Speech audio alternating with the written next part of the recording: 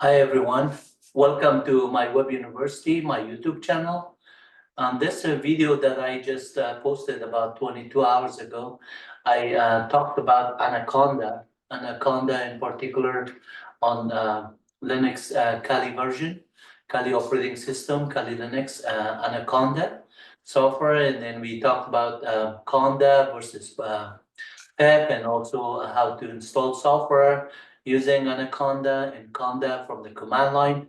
At the end of the video, I wanted to discuss about Anaconda-Navigator, but unfortunately, the time was very short because I just put a lot of things about the command lines, installation and configuration, and creating virtual environment, discussing Conda versus PIP, command syntax, and how to do different channels. So at that time, I did cover a little bit about Python and NumPy and maybe pandas and request module and other ones, as well as discuss like Jupyter Notebook and Jupyter Lab, but I didn't discuss anything about how to install Anaconda Navigator and how to get the GUI desktop working. So I thought that maybe I could do it on another session, or just for this video, you only need the kind of like command line syntax. So that video is posted for mostly on the command line. Today I'm going to be discussing Anaconda Navigator. Anaconda Navigator, it has like a desktop that has a lot of IDE stuff. So I'm going to start this video and I'll talk about that one, which is Anaconda Navigator on Kali Linux again. Obviously, I will have to show you how to do it on the Kali Linux and the installation software, which afterward I did install the Anaconda Navigator, but I will just show you how to do it, all that one, so the system is ready for you, because sometimes the channel was kind of like slow and my network was trying to connect. I didn't want to waste your time just waiting for that one. So I went ahead, installed it, and then I'm going to demo Anaconda Navigator on this video. So you learn both command line Anaconda, Conda, PEP from the previous video, as well as Anaconda Navigator, Spider, Jupyter Lab, Jupyter Notebook, Visual Studio Code, all of those IDs that are going to come. I'm going to do some demonstration so you can get started like an introductory level at least, and then that way you know what you're doing with the system. So this video, I want to thank you for watching these ones, and if you haven't subscribed to our channel, please subscribe. I'm also going to cover another video which would be after this video, that yesterday I said after the other video, but because I did not cover Anaconda, I did not jump into the second video as Anaconda on Windows in PowerShell. So just stay tuned. This video is also going to come next. I'm going to talk about Anaconda on Windows, and then including the Anaconda on the Navigator. So I'm going to cover those ones. And ahead of time, I want to thank you for your time. So today I'm going to be talk about Anaconda Navigator. To get started, you see that this Anaconda is already posted.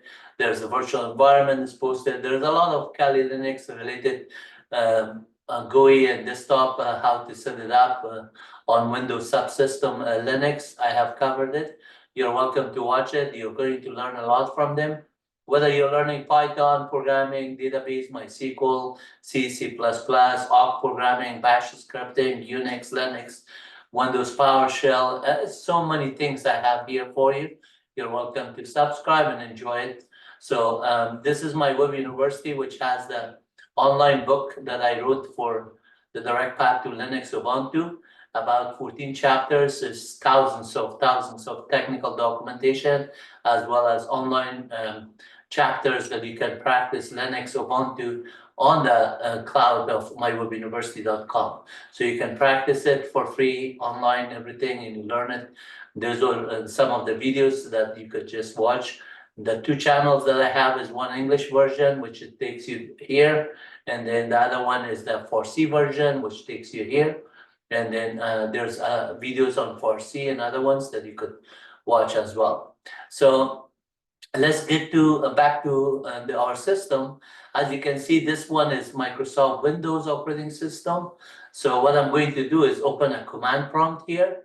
You can, once you set up WSL, Windows subsystem, you can go to PowerShell or Windows, either one is fine.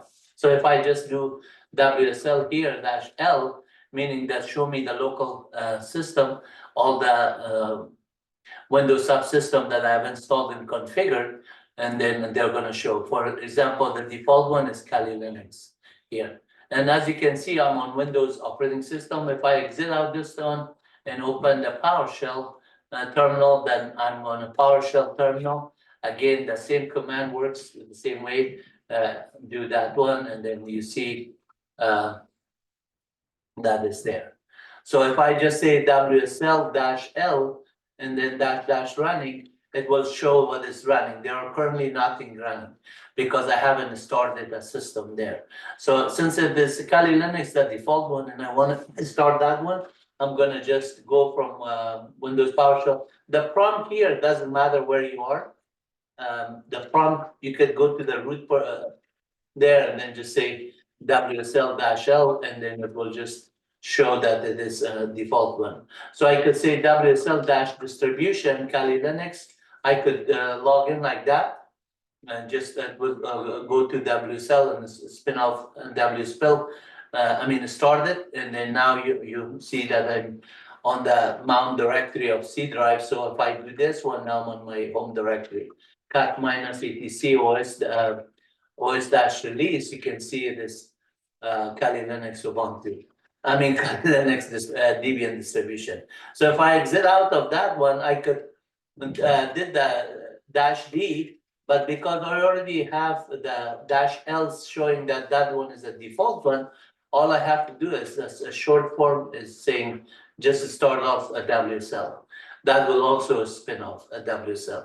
And then from the start menu, you can also go to do that one by searching it.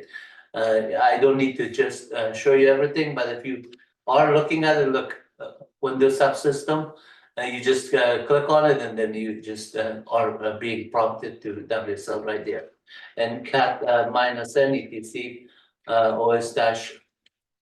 os-release is going to tell you that you're on Kali Linux.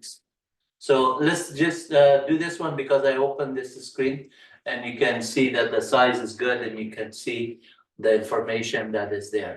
So a little bit about Linux.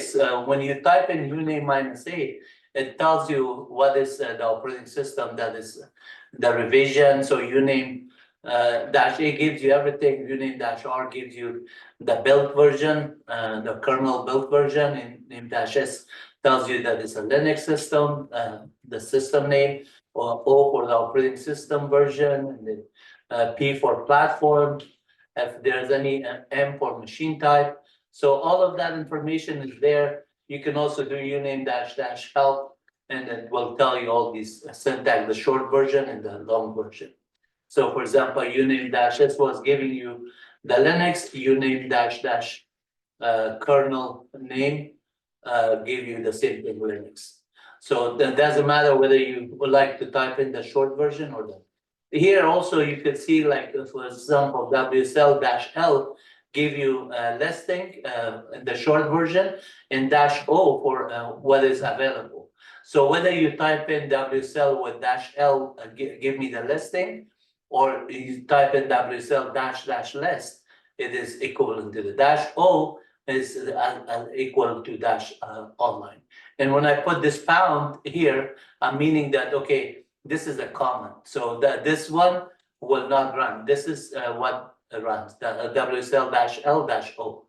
Similarly, if I say WSL-list -online, that is equivalent to running WSL-L-O. Both of them are giving us that. So clear screen again, WSL-L tells me that these are the system. WSL just start the default one, which is Kali Linux, is going to go to Kali Linux. Now I say hostname, I'm going to get the algorithm. That's what this $ echo $PS1 is prompting. So this one is translating this PS1 prompt shell 1, and Linux is saying the /u is for the user. At is this at host. And then H is host name, which is algorithm. And then all the way to /w somewhere here, it should have /w right here. /w is the working directory, which is in this case is tilde. Since it gets mounted as /mnt, this one is by default the mount point. So if I cd to the directory here in lowercase, Linux is case sensitive. Now you can see I'm on my home directory tilde. So echo $PS1 is just telling me that the /working directory is just the tilde, which is the /home and Wahid. And then if I do a get end password Wahid, you can see that information there also.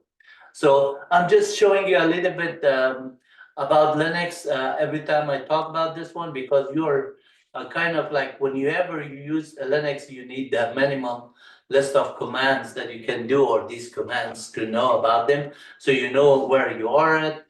So for example, if I say which system I am, you can type in host name, it's going to tell you the name. ID-UN, username. ID by itself is going to give you all the information, group ID and everything, all your groups and everything.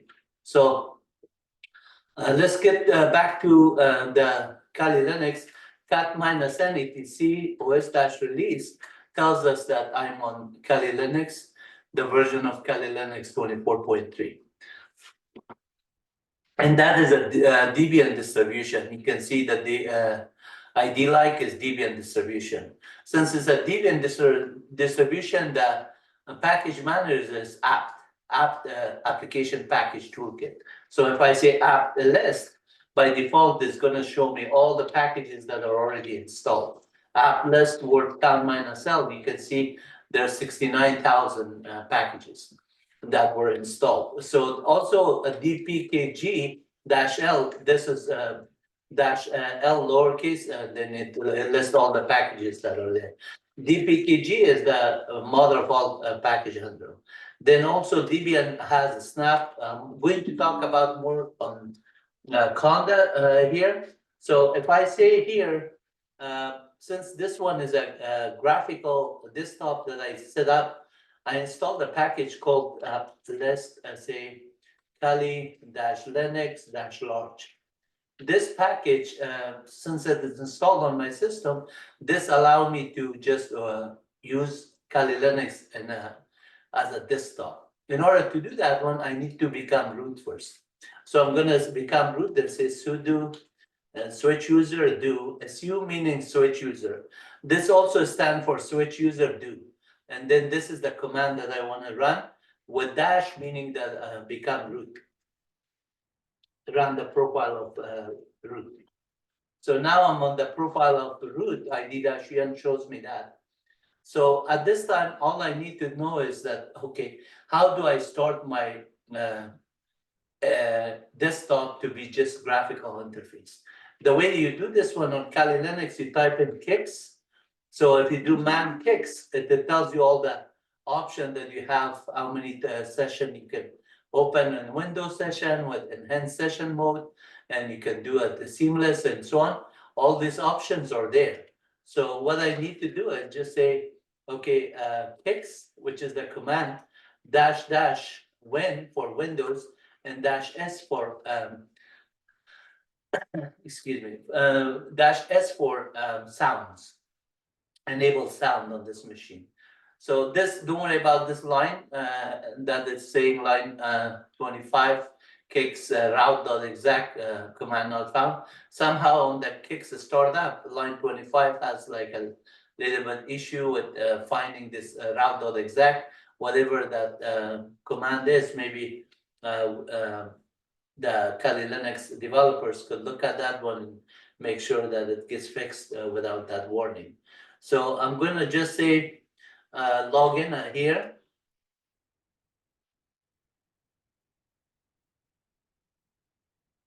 And now, as soon as I log in, I'm gonna get into a Kali Linux desktop. On the previous session, I showed you if you go on their application, all the security tools with Kali Linux is here, right? So you can use those ones, and then you can use file managers and Explorer, Firefox in this case, and then open terminals, and then just this is the desktop. If you like to work on this desktop, it's fine. If you just want to change your desktop, let's just show you how to change the desktop. I'm going to change it on to this one for this one, just to see another session, and you can see how easy this very, very nice operating system, very secure, very stable, very good with even Windows subsystem, graphical interface works with it, and there's a lot of modules, a lot of packages you can do it. So at this time, I'm going to open a terminal here, and notice the terminal here that is available. It opens by default the entire screen. So I want to just, I could type it, the entire screen, that's fine. And here under the view, you can have the terminals to and just do different settings here. Like for example, action, you can see that the split terminal horizontally, you can set it up horizontally, or under action, a split terminal vertically, you could do that one. And if you don't need that one, you just close it. And then here you can do Shift Control Plus to make the terminal bigger so you can see it better. So now you can see I am logged on as this, and then that's my session. At the same time here, you could have option of moving the terminal's setting here. You can see here it says move. If you click move, now the terminal, you can just make it the size that you want and everything, and then just that way you could just get the interface really under your control. Okay, so I'm going to just have a window like this, and then just make sure that whatever I type in, you can see here. That is good enough for me to display everything that I want to do. Lowercase clear, that's going to do a clear screen. At this time, what I want to show you is that you can see that I'm on a root here. I want to become back to a user Wahid. So get in password Wahid. This one is telling me there's a user Wahid that I have that has lower privilege that root. So I want to work with that one. So ID-UN as I'm root now, I say switch user Wahid. This syntax switch user and then the dash, it's saying that while you're switching user from root to Wahid, run the profile of Wahid. So whatever is on that .bash or C of Wahid, just which has the conda stuff. So I could say grep minus I conda from tilde, which is my home directory, and .bash or C. You can see all these lines are here. So let me just make the font a little bit smaller.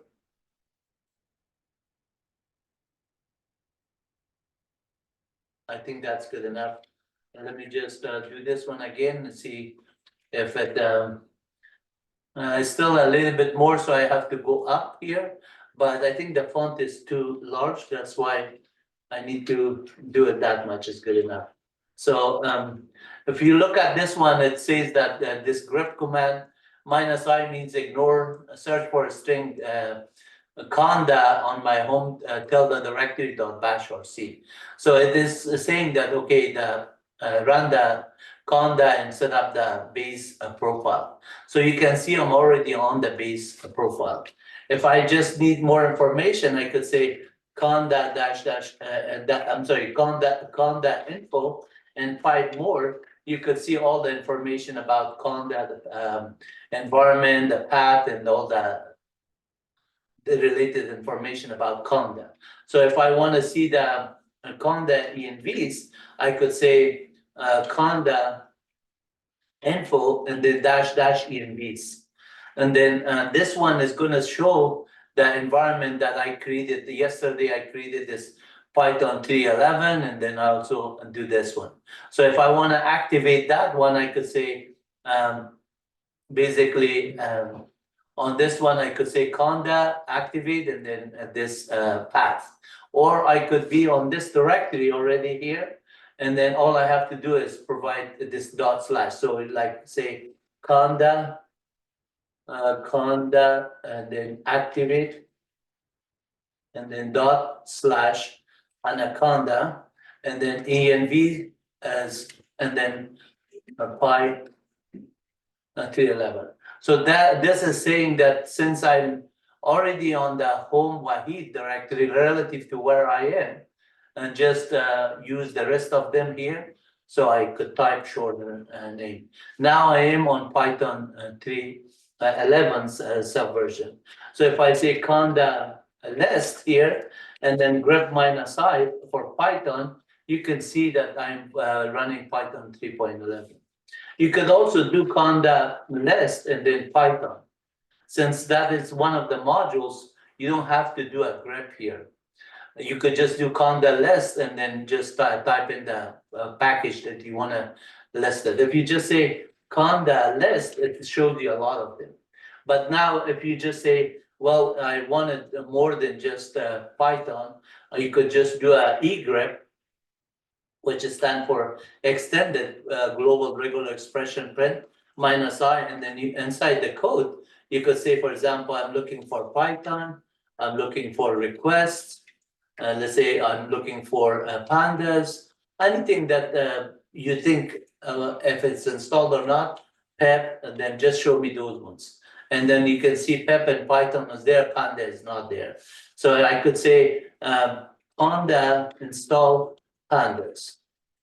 Look how simple they make it. So last video I showed you, and instead of PEP, you just type in conda. The rest of the command is very similar. So just they replace PEP with conda. PEP's advantages is the default for Python, and then it is a lot more packages than just what is on the base of Anaconda. But Anaconda is the company that provides Anaconda, Conda, and a lot of the packages that are maybe not in the base, they provided through other channels. Some of them important channels or the Anaconda, for example, let's say on this one, you could say conda config dash dash show, and then this one will show the channels dash show and then channels, and then you will see that the channels, I added this channel yesterday. So the conda forge by default is not there. The default channel is there, but then inside this conda forge, there's thousands of packages that are not on the base. Hundreds of thousands, a lot. But obviously, PEP has been there around forever, and PEP is the default for Python. So PEP has a lot more than just what is under Anaconda or Conda repository. Excuse me. So yesterday I showed you some of the packages. Now I'm going to start Jupyter, for example. Now let's say we installed the pandas, right? So if I say pep list or just up arrow run this command again, now you can see because of I did it pandas, with pandas some other dependency came out that were there with TZ data and then some other packages. So they were not there previously, but because we installed pandas, pandas is there. So if inside here I want to just use panda, for example, all you have to do is say, notice the version of 2.23 here. So if I say Python here, dash version, notice that this is saying 3.12 because I'm still using the system packages. So if I say Python from here, command line, say run this one, and then I say that is just showing you 3.2. If I say import sys, and then sys.executable, that one was showing that it is from home Ben Wahid Python. This is not from virtual environment. But if I quit out of here and under the 311, notice under the 311 is Ben. So the Ben of this one has Python 3.12, right? Python 3.12, and then let's see if this one is actually Python 3.12 or Python 3.11, because this one, when we do conda list, grep minus I, we look for Python, you could see it as 3.11 right here, right? So where is that information there? I'm going to say, go to the bin directory and then list all the Python stuff. Notice that this, so if I say /python -- version, this is telling me that it's 3.12 also. It is not there. So with conda version of Python is conda list Python 3, or Python is going to show 3.11. That is there. So let's go to this directory that I am here. I'm going to say, okay, I'm on the bin directory of Wahid. That's why that path was showing as Python 3.12. I have to be on the directory of Python 3.11 bin directory. So let me cd here out to that main directory where I am, and then I'm going to say, go to Anaconda, and then right here, look for, I'm going to just type in the command, say, conda, not config, conda info, and then virtual env, and -- virtual envs, envs. So that one gave me envs. And if I wanted some more information, I could get that one also. But rather than envs, I could get --system. So the E for is similar to envs. And then -s is giving you the system. Or you could say -- system, and that would be there. And then console, console, and then -- actually console, and then console, console, something like that. It will give you more information about that. And then if you want to like get the JSON information, JSON, you could get the JSON also there. So there's a lot of information here that you could just get it. However, if you need help on this command, so just say, for example, conda info -- help, it's gonna give you the syntax for all of those ones, like I showed you, JSON and save channels, E for envs or -- envs, or S for system. So you do have those options here. But why am I showing you this? Because I did this command. I want to make sure you understand how the channels are working, or how your envs that we created. So I say conda, and then info, and then -e, and I know that I'm on the Python 3.11, activated that one. So I'm going to go to this directory that is there. So I'm going to go to envs and then Py 3.11, and now I'm on that directory. So inside here, if I go look at the bin directory, I should see 3.11. And then that one, so Python, this, you can see Python is PyDoc is 3.11, Python is 3.11, all of them are Python 3.11. So how do I know that one? Because this Python here, Python star, it's telling me that all of them are 3.11. So conda list Python also tells me that I'm on 3.11. And then if I'm on this directory, if I run Python just by itself, notice that I'm dropped onto 3.11. So if I say import sys and say sys.path, you can see this, that the path that I am there under env Python 3.11 there. At the same time, sys.executable, it tells me that I'm using the Py 3.11 path, right? That's the Python there under the bin, which is that one. Here, I could say import OS, and then I could say os.system, I could also say pwd. So that is a similar directory that I stored, this bin directory. And then the Python directory that is there, I could also run the command here, for example, conda list and then Python. That would give me that information on this. And as you can see, if I just say sys.version, that would give me 311 that is here. And sys.platform, it is Linux. Sys.version info with all the major and minor, all of that. Sys.path, I already showed you, you can see that.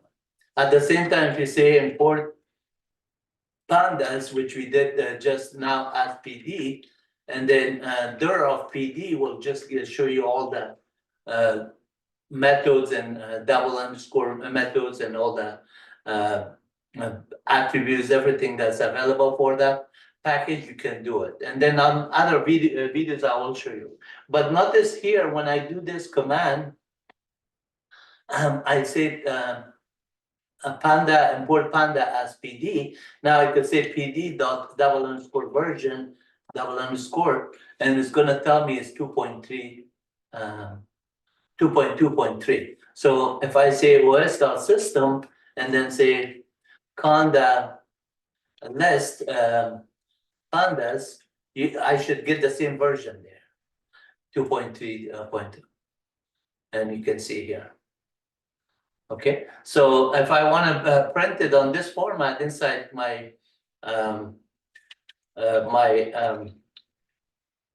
Python interpreter, I could say print a statement, and then I could say here f string, and then say pandas, and then space slash tab, about 4 tabs, and then this information, and then followed by the pandas version.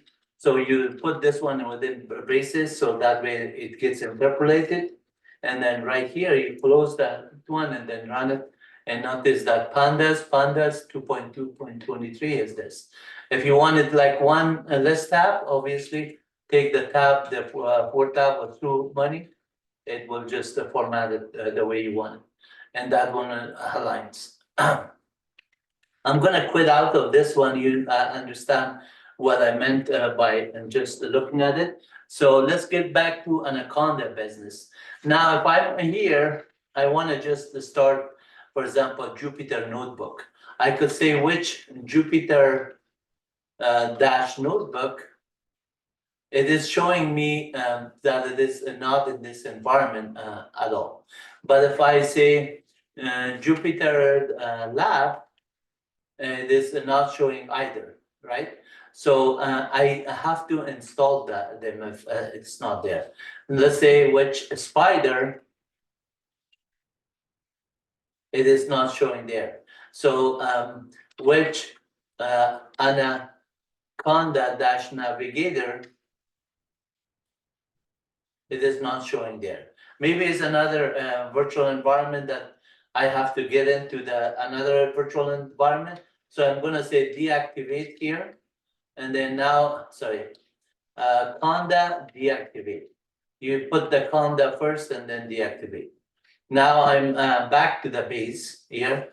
So clear my screen and say conda info dash E. It gives me all of them. So this time I'm going to say conda activate anaconda /anaconda. Let me make sure that I'm that my directory is all the way to pipe 311. So I'm going to go back to my main CD, that one, and now I'm on this one. Then I could say conda activate, and then /anaconda, and then virtual env. Let's see what is I forgot the name. So I'm going to run the conda info and then -e. So the one that I want to do it my virtual env. So the way you do it is I'm on this directory, say conda activate and then followed by /Anaconda virtual envs, and then my virtual env. Now that gets activated, my prompt changes from base to my virtual env. So if I say conda list here, this one is going to just show all the packages are there. So let's see if I have grep egrep minus I Jupyter, anything with Jupyter and anything with Spider, and then Anaconda, anything with Anaconda. Search for Anaconda. I mean, I could search for NumPy, whatever, but TensorFlow or anything. But Anaconda, just like those are good enough. And then see if they are listed. It's not listed. Which Jupyter, it's not. Yeah, Jupyter is installed there. So Jupyter is installed, and then what about which Jupyter lab? Jupyter dash lab. Okay, Jupyter dash lab, and then Jupyter dash notebook. It is there and or not. Jupyter notebook is not there, but how about the Spider? So Jupyter was there. I could just say, let's start Jupyter lab. You could just type in simply Jupyter lab, and it will start the spin-off localhost on port 8888, or the loopback interface. This is the same as localhost 127.0.0.1, which is IP version 4 for loopback interface. So if I just click on this one with control and then character and then do it, now I'm inside Jupyter. So in this one, last time I just opened this one. So if this URL is up, this is MyWebUniversity.com chapter 4 of my book. So I could just say import pandas here as PD, import NumPy as NP, request as rec, and then matplotlib.pyplot. Just a little bit demo. So here I'm creating the URL. The URL could be MyWebUniversity.com chapter 4 or anything that has HTML page with tables. And then, or maybe google.com or JPL, Jet Propulsion Laboratory, NASA. So whichever one you are doing it, this R is the response. So request.get gets the URL from request method, which I imported here as rec. So you do rec.get method, and then URL is the argument that you pass on. Then you get status of it, whether that URL is up and running. Status code is 200 is successful. R.URL is going to print the URL back, so you know it. Start end step is something that on the range method I want to just go a list comprehension. Start with the number that I want to start here is 100, and then end with 500 and step over 50 incremental. Then I create the NumPy, the array of this start, then check on the type of it, then it's going to just do it, and then create another NumPy object out of this array with whatever that one is, minus or plus. Let me just do a little bit bigger. Yeah, it is minus. Then I could say, give me a panda.series. This is panda.series on that object, NumPy object. There's all those elements. I could get them, and then print the series, and then at the same time plot it. So plotting A, comma B with a color of darkish green. This is red, and this is green, and this is blue. The last two. So that's the plot.show. It's going to show it. So let's just run this one for this formation to see what happened here on the output. As you can see here, that MyWebUniversity chapter 4 was up and running. So if I go here, it's going to take you to the actual chapter 4 of the book, which are all these tables and everything. So I could get with the request method, I could manipulate these elements inside there. It's easy. You could do also with other modules of Python. Request is very good. URL is very good. Beautiful. Soup is very good. So there's a lot of tools. You could do that one. And then I'm just showing you a request here. So at this time, I did that one. And then if I just say, okay, what is the next part of it? Notice the next part, I just get the NumPy between 100, 150, 200, 250, all the way to 500. And then at 450, it stops. And then at the same time, minus 13.5, so I could get a different graph than just a incremental. So you can see that that's in the color that I associated darkish green. So if I change the color to darkish red and make this one blue, I mean 0, and then now I run it again, then you can see the darkish red here. And then the data that you're putting here, so if I just say B is A to the power of 2, right? You could say whatever is the vector multiplied, square rooted with 2.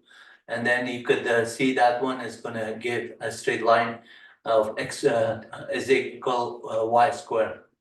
So if you wanted some other number, obviously the range could exponentially grow if you do it by 5. Notice the graph, the numbers here is at 450, but if I do it by 5, obviously that number changes. It's like you can see it is 1e to the power of 10. So that number, as you can see, it is just incremented so big as the number changes. And if I want to print it, each one of these numbers, you could say print f a string, and you could say, let's say a is equal, and then a, and then comma, b is equal, and then b. So you could do that one also, and then that would do this. If I don't want to do the rest of these ones, I could comment it out for now. So the way you comment multiple lines in Python, you could do these 3 strings, and you could just say and do this. Whether it's 3 single quote or 3 double quote, they both are doing this. Notice that now the value of that one is saying 200. This was A is equal this, and look at the B, how big B grows up here. So if I change this one to the power of 2, then the numbers are just going to be a little bit, increment to the power of whatever the number is to the power of 2. So right here is 100, and then 100 to the power of 2 is going to be 10,000, 4 zeros, and similarly with 1, 5, and so on. So if we change these numbers, started with, let's say 1 to 5, increment by 1, obviously that number is very easy, but let's go to 10, and then increment by 2 step to just each number that is odd numbers. So this is 1, 3, 5, and to the power of 3 to the power of 2 is 9, and 5 is 25, and 9 is 81. So you can see that it is really cool to program on this environment. So with NumPy, you have a lot of other options. With JupyterLab, you can just open in the kernel how you want to just start it. And there's a lot of tools here. You can also get with the list of magics here, say, for example, ls magic. So this give you, sorry. Let's see if I could just do a PWD first. Yeah, so if you want to run operating system command from inside JupyterLab, you could put bang and then operating system command. So if I just want to say pip list, and then you could see, let's say grep -I pandas. I want to only see the pandas. You could do that one, and then you could get that information, and it shows here. So if I want to get the same thing with conda, I could have done with the grep, or I could just type in conda here, conda, and then run it there. So the commands that you're passing on there is there. Here you could see percentage ls magic. I think earlier I put a bang rather than a percentage. So this percentage list of magic, that's maybe on interactive Python. Jupyter Lab may not show that one. The list of magic, list magic.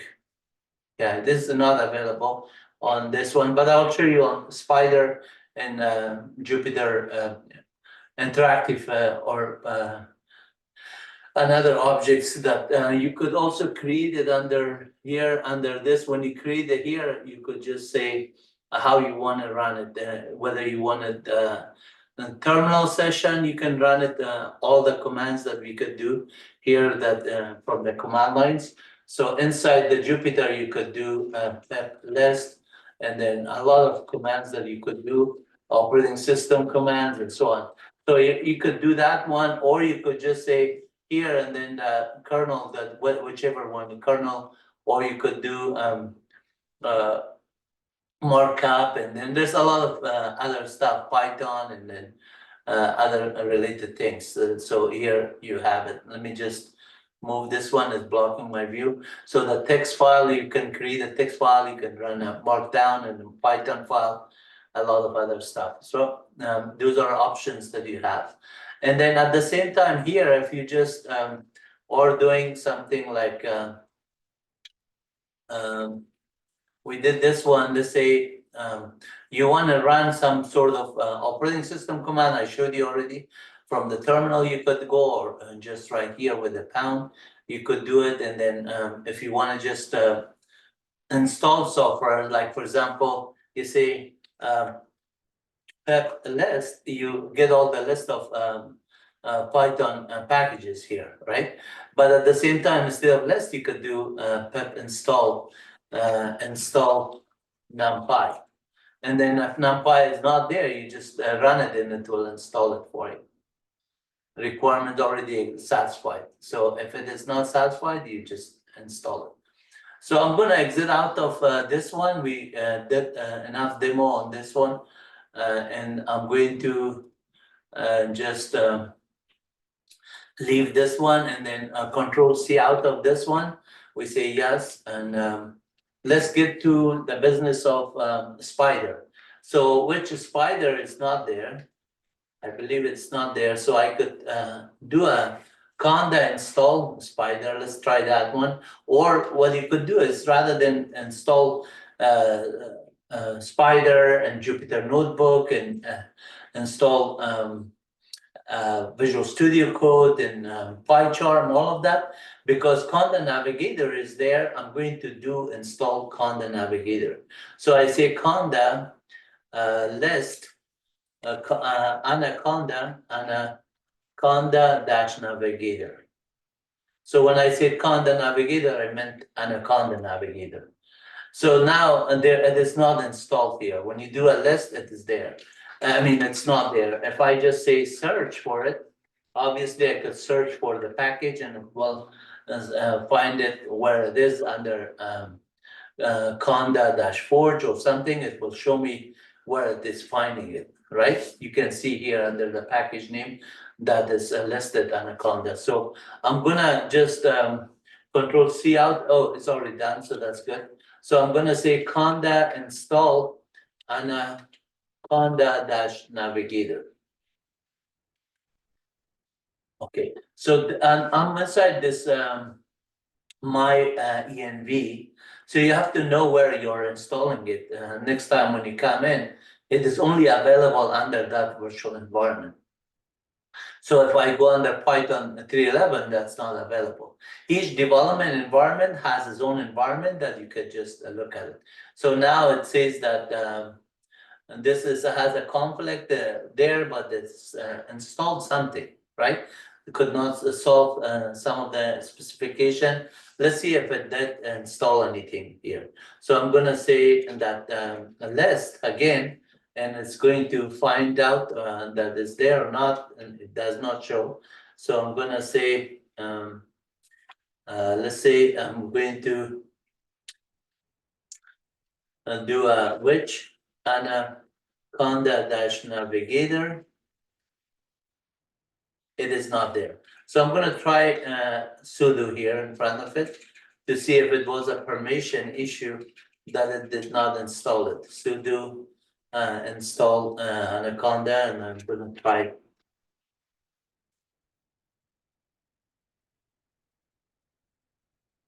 Okay, sudo conda list.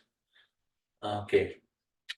I have to do it with the install. This is the uninstall Anaconda-Navigator. So I'm gonna get out of this one. Maybe I have to do it at the base because this one might not have some other packages, and I want to check it under the base. So in order to get out of this one, Control Z, clear screen, and say Conda deactivate. Now I deactivate it. Now I'm back in base. So I'm gonna say Conda install Anaconda-Navigator. Navigator.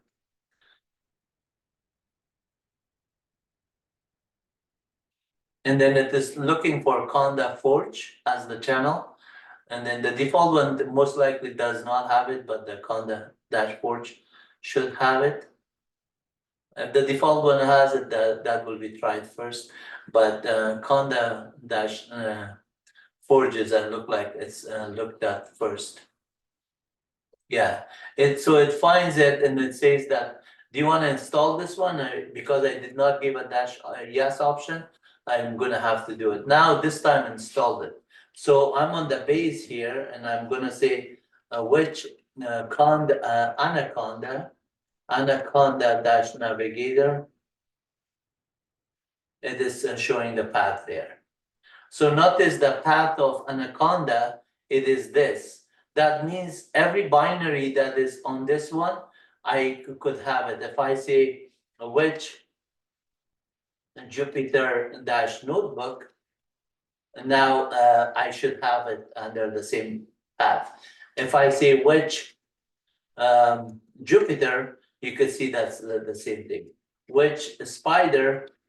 So once you find out the path of one of them, you could say, for example, since that's the path, I'm on this one, I could say ls minus l, and then Anaconda, and then ben/star. So now notice if I type in 5 more here, all the binaries that are here are going to show here. So if I want to get a long listing, I do this command, and then if I want to do a short version of it, I could just do ls. Without the 5 more, minus L. Now I have those ones available here. So if I want to run Spider, then I could just start it off from here, from command, which Spider, it is there, which Jupyter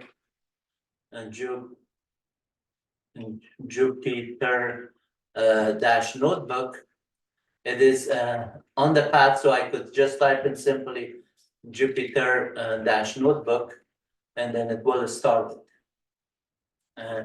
The environment Jupyter notebook is there. So this one is just going to start off on this port again. I could go to the localhost port 888, and Jupyter notebook will be available for me here.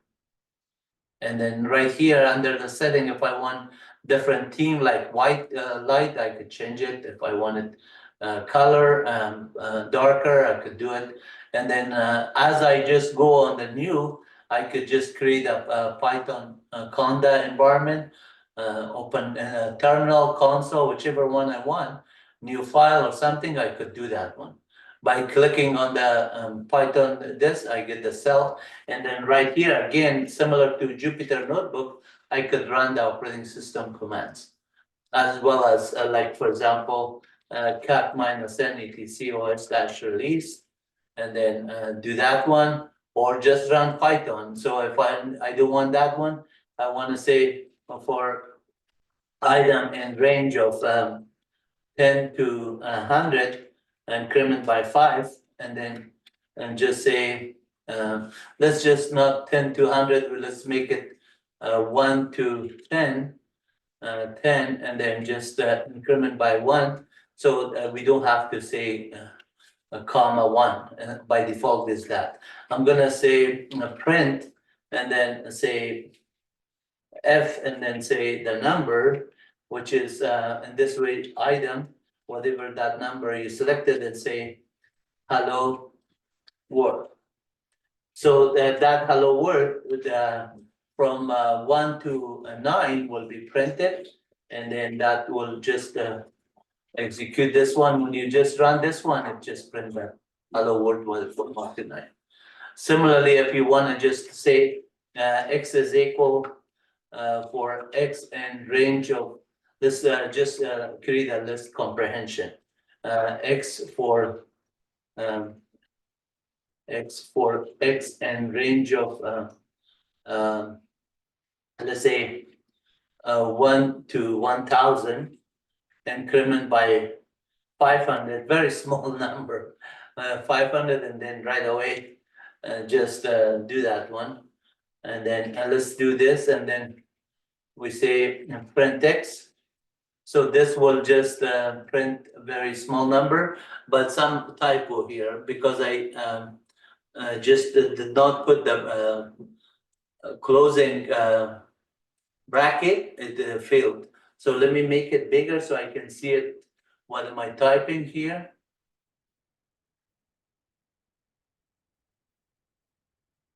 Okay, so for x, for x, so for x and range of that one, then do this one and run it. Now it works. So if I change this one to 50, for example, we get a different number.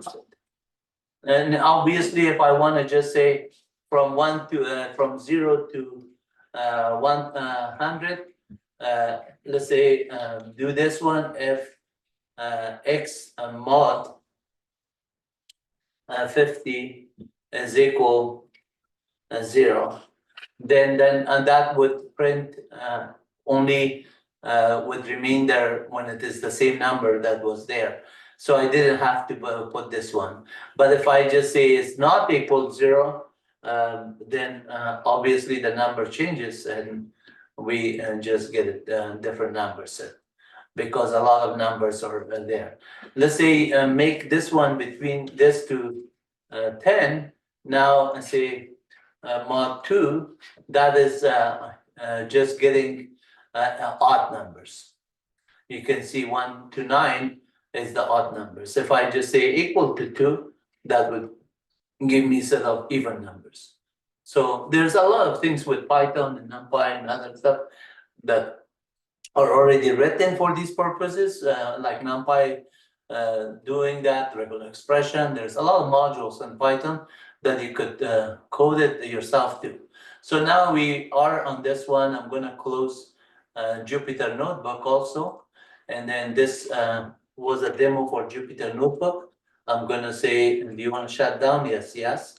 So at this time, if I say which spider, the spider requires X window session graphic because it's a desktop software. So if I say run spider, it may just open it, but because I don't have these set of utilities, I'm gonna make a X window session running here. So if I say echo $ display here, my display is not set. That means that I have to export the root display. So when I'm here on the base, I'm going to exit out of this one, get into the base. If I say echo $ display, my display is defined as colon 2.0. That is because of this file called tilde root or their .x authority. X is uppercase authority file. This one is the X session authority file that has my display environment. In order for me to export this information, I could do xauth list. By doing this one now, this is the environment that I want to get it for Wahid. So if I say switch user Wahid, I just have it that, and then notice I could do xauth add, and then just cut and paste this information there. Normally, this is just sufficient enough for you to do it, but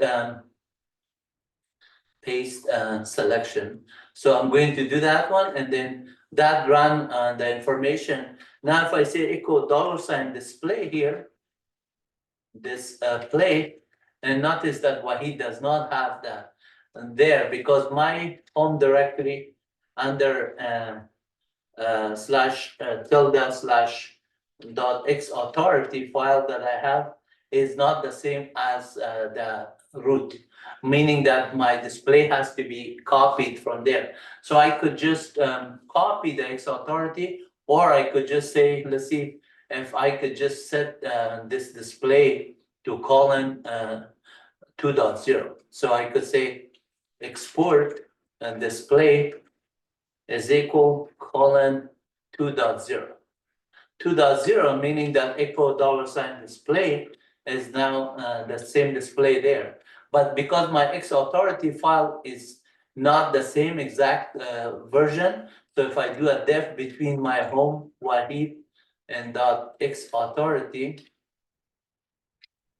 and then root.xauthority, if they say that they're different, authority, and then they are different. You see, permission denied, I cannot even do a def on that file. So if I say xterm here, it is not opening it because my display is there. So what I need to do is this. I go exit out here, I'm back here, and then now .xauthority is there. I'm gonna do copy .xauthority as root, and then put it under home Wahid and .xauthority. So now I did that one. Now I'm going to say ls minus ld home Wahid and .xauthority. That file is permission is already good, but notice this file is 103 and 103. Now if I do a def between home Wahid .xauthority and root /.xauthority, they are the same.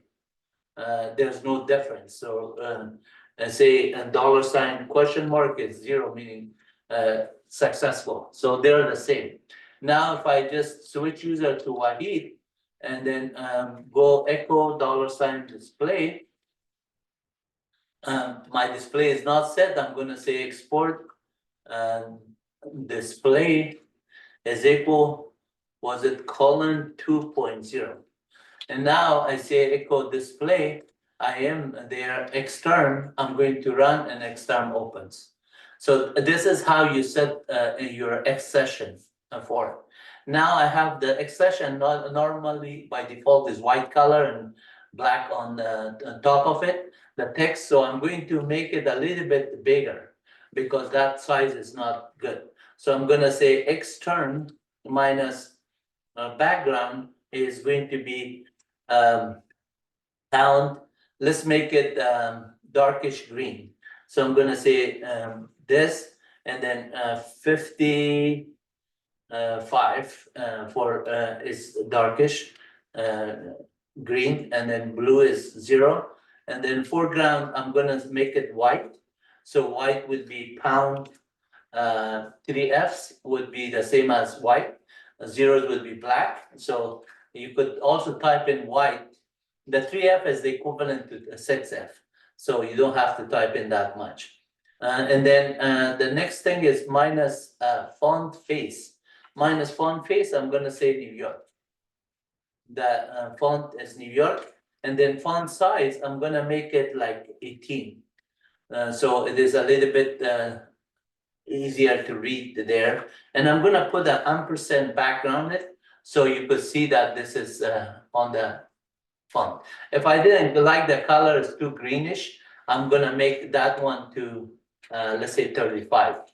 because I want it a little bit darker green.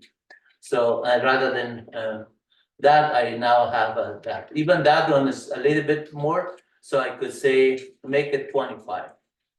That would be darker green. And then notice that I'm putting it in the ampersand background, meaning that if I don't exit, I have the whole thing available here on the one. But because I don't like the size is too big, I'm gonna make it this one like 15. And then run this one now, this the type that I want and everything. So I'm gonna say clear screen, host name, this. And notice that the at symbol is putting a dollar sign kind of tell that, so that is there. And if you want a different color, obviously, this ampersand that we do here, if I exit, and if we wanna just make it, let's say darkish red. Darkish red would be 2500. This would give you the darkish red. And if you wanted the darkish blue, obviously, you change this number. I'm just giving you a little bit kind of tools that are available on Kali Linux and other ones for the extern. You could see that it is there. So if I like that one, I say, let me just make it like that. I could just start typing and do commands here. So calendar is not there. It says, do you want to install it? I say, yeah, go ahead and install new calendar. And then that is one of the feature of Linux, Kali, another one's Debian, that it detects if the operating system does not have a package for it. It says, do you want to install that one? Now it is available. Cal is they're telling you it's the new calendar. So calendar minus J is Julian format, calendar before -B 2 months before this month. This is the current month. Calendar is December. 2 months before that one is October. Calendar minus A2 would be after December, 2 months, January and February would be shown up. So December and then January and February. You get the idea. So let's look at the spider. So which spider, you can see spider is already installed. Now I say spider because I'm already, my display is set. That means I can run any graphic. I could open another extern, it will open the default extern. I wanted a different color, obviously I could do that.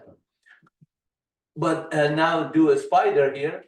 The spider, it will open spider software. And look how nice it is. The desktop is, the entire desktop is available here. So this is like some NumPy that I wrote last time. It already automatically opened that one. So if you want to test that one, for example, import NumPy as in P, matplotlib, and just to save you time. And this is a file that I just wrote as a test. You could just run it here, and it will just run the output. And then it says that if you want to just the graphic part of it, you have to do it on this screen here. So somewhere on this screen, and there's a plot stuff. Let me see what was saying the message. Important figures are displayed in the plot pan. So it says that it's on the plot pan, which is somewhere here. And then if you want to just get it on this console, then you have to change a setting on the plot under the option menu of plots. So it is not as clear that where that plot pan is, everything. You have to be familiar with this one to use it. This is the first time I'm opening it, so it must be somewhere here. Let's see if we can find it easily. So I'm going to close this window here, and then let's see if we just close it. And there's option here under the thing that says what other things you can open under tools, I think it is. Again, Zoom is blocking my view. Let me move out of the way, Zoom. Move out. And then under the tools, or the option under project, new project, so you can open new project.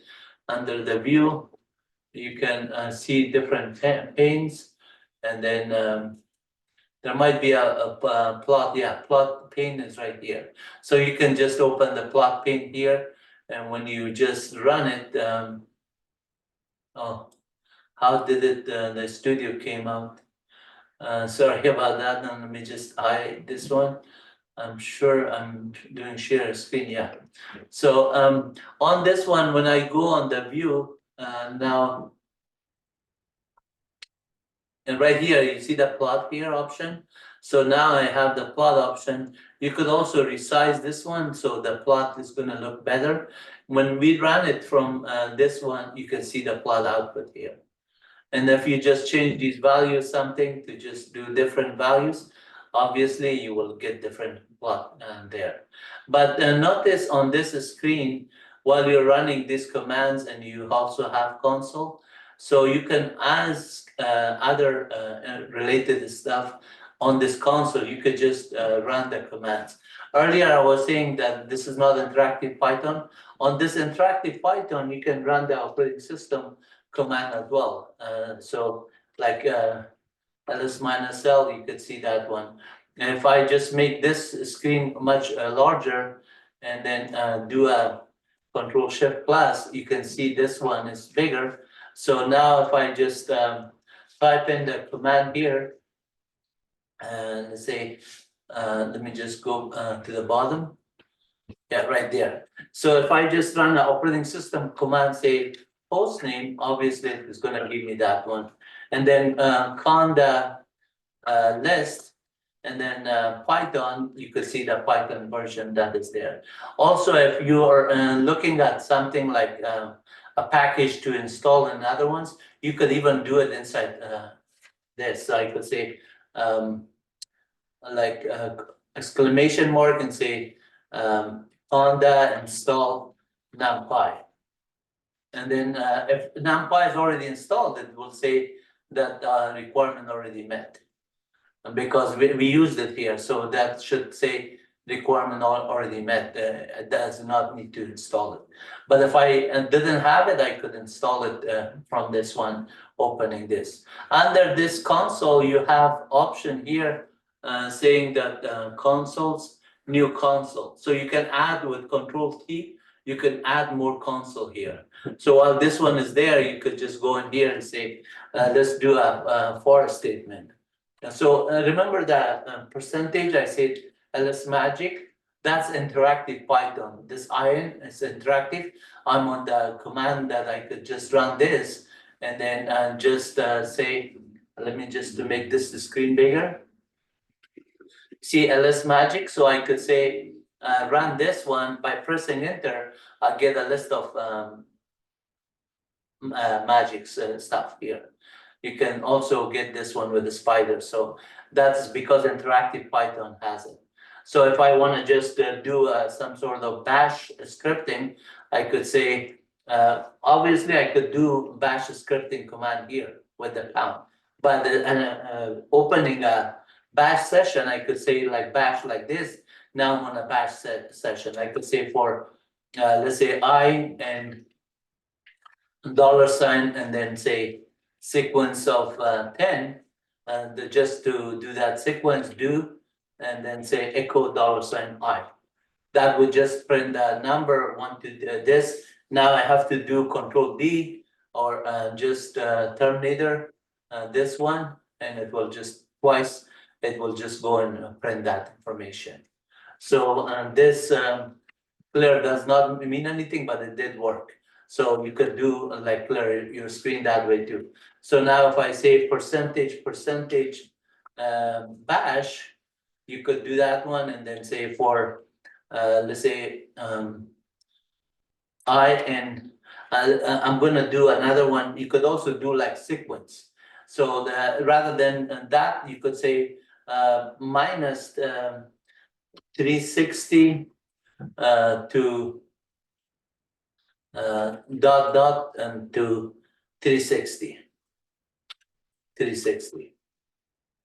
That way, dot from minus 360 to 360, and then whatever number you want between them, 100 or something. But let's just go with 5 numbers, 5 or 3. 2 to 3 is good. 3 and dot minus plus 3. So that just 3. This would be from -3 all the way back to +3. Then you could say print and do print and $i. Done. And then whatever happened there, I gotta check. Yeah, I did actually print it, but I print more like new line characters. So this was saying that error. For some reason, with the negative number, it was not recognized because I was inside the Python. I'm not gonna troubleshoot it. It is not a good idea to just do a lot of these coding when there's tools on the operating system that's available. Why do you make your work harder than that one? So this is not set up for that purpose. But a lot of the tools are here. You could just practice with these tools in there. And then if you run regular expression or Python and writing these things, all of that one is available here. Whether you write it here to source it, run it, you get the output here. It is available for you. Let me just show you one more thing. Here, let's say I just delete everything here and I say start from scratch and say not for, I'm gonna say dir, just show me the dir of the modules, what are available. You can see here and there. So if I say here on that dir, say for item and dir of, let's do import numpy first. Say import and numpy as NP, and then we say for item and dir of NP, and then you could just say colon and say print item. Now I'm just printing the item for it for each one of them, and you could see these are all the objects and attributed methods are there with this. Then and so if I say if array and item or let's say square and item, only print those ones. Then you could say print item. So you could do something like that also. And this is the code here. And let me just make it a little bit bigger so you can see it better. And then, so when you say import numpy as NP for item and dir, numpy, if array is an item, which is and the array string is found, or a square in item, then print those two. So if you do this one, you could see all the ones that has array equals, array equivalent, array repair, all of the methods that are related to array or any attribute that are array, it is going to do it as well as square. Okay, so this is really cool stuff that you can do. It is all online help is there, everything. And then if I just close this one, I want to just do one more thing before we end this video. I'm going to just say which Anaconda-Navigator. So now I'm going to say Anaconda-Navigator because we have set up the graphical interface. The entire Conda desktop is going to show here. This is IDE, Integrated Development Environment. So a lot of the Visual Studio IDE, Spider, Jupyter Notebook, Jupyter Lab, PyCharm, everything that you need, including Conda command lines and Anaconda command lines, are all available for you. You're welcome to practice with them. So just giving you a thought. This is like Jupyter, right? So if you say, what is this one about? You could see that it is code code. This is actually Visual Studio Code. So you can start writing this or making it smaller. The screen is too huge. Under view, maybe we could make it small or something, but I'm going to close the code. I don't need to demo all of the application here because it would be a video forever. So let me just see. Right now it's waiting for me to say the code this. So I'm gonna close the code. Then it's gonna go to the next one and says, okay, and now this is also code here. I'm going to just close this one, and then now it is giving me this prompt. I'm going to say, no, I don't want to show this again. So you can click it and say, close it. But notice that the Anaconda-Navigator, it has a home, environment, a learning, community that you can go, and then you can launch PyCharm, you can launch Anaconda Toolbox, Anaconda AI Navigator, install that one, or install a PyCharm if it's not installed. A lot of the tools that are either installed by default to the toolbox, and a Spider, for example, you can open it here with the launch, and then this one is Jupyter Lab, you can do it, Anaconda, and so on. So just to show you, for example, on the Spider, you just click on here, that Spider that I just showed you, it will open and it will do that one. So you close it, it is done. Jupyter Lab, you launch it, it is going to be there. Available all these resources from the IDE, and now you have Jupyter Lab here working for you. The default one that whatever I did last time, it opens that one.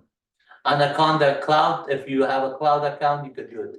Visual Studio Code, if you just want to launch it, the Visual Studio Code and code environment, it's coming here. So Visual Studio Code has terminals, and you have Notepad, programming that you can do it with the C, C++, Python, whichever one. You just have to, with the Visual Studio Code, you have to install the extension. Once you install the extension, that whether you do it on Python and other ones, it's all available for you. And then this is Welcome Code OSS. So that's another tool that is available. I just don't want to use a lot of them. And when I say the extension right here, you click on the extension.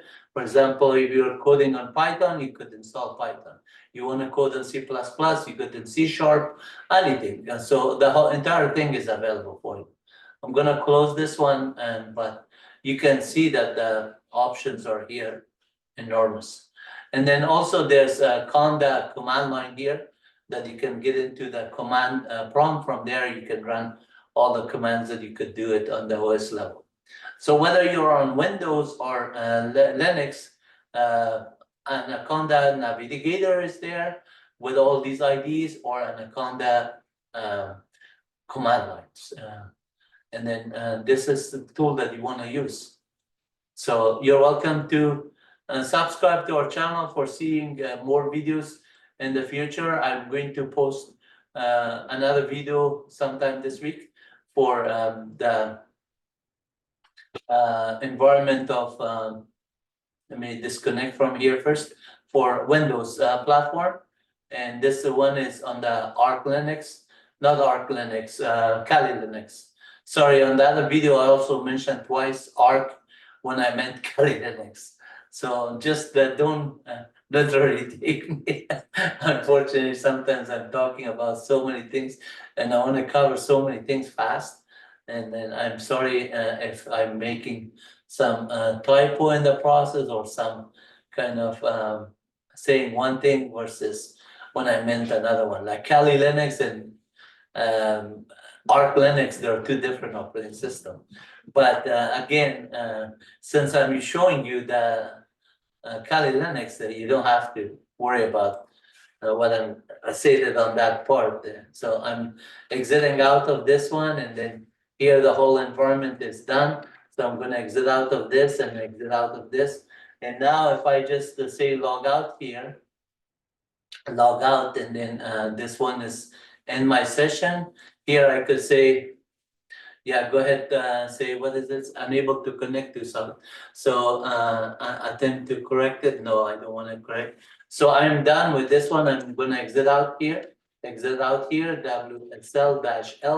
It is there, WSL-list, and then -- running. It is nothing is running. The parameter is this error code. Let me see, WSL-list running is incorrect. Error code WSL. Let me just do WSL-L running.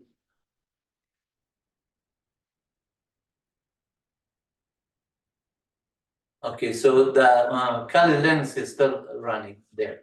So I could say WSL and then get there. I could obviously power off, shut down and everything. So I could do that way here.